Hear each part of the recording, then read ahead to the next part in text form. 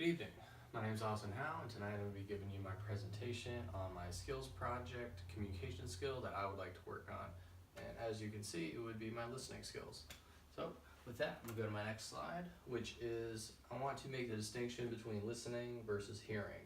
Hearing is just a physiological process that happens within the ear, and listening is a much more engaging task that requires a lot more work than just hearing is. Hearing is a lot easier for me to do than actively listening.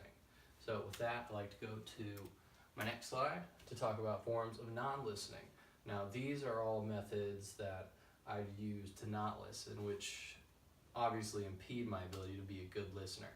So first I'll talk about pseudo-listening, and pseudo-listening why? Because, well, I do it the most. At least I think I do it the most. And pseudo-listening for me is I look like I'm paying attention, but I'm not paying attention. And it's not productive for me because a lot of times I miss what other people are saying. And as a result, these people think that I just don't really care that much about what they have to say. And it reflects poorly upon me in every area of my life, work, school, and definitely my personal life with those who are close to me.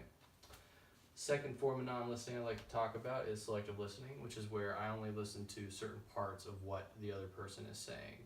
And the thing is, I don't know if I'm listening to something important or not important, and there's no way I can know because the pertinent information could be the part I didn't listen to, or it could not be, or both of it. The entire thing could all be important, and I just don't know.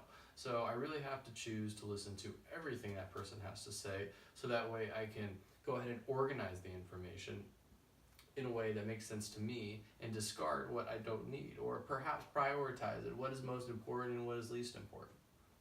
Lastly, I have monopolizing, which I believe I do the least and I don't do it too often. However, since taking this course, I have realized that it is something that I do, and I don't want to do it, mostly because when it comes to close friends or family, I just look like I don't care, and I don't want to look like that, and I don't want them to feel like I don't care, because it's just rude and disrespectful, and these are people I care about.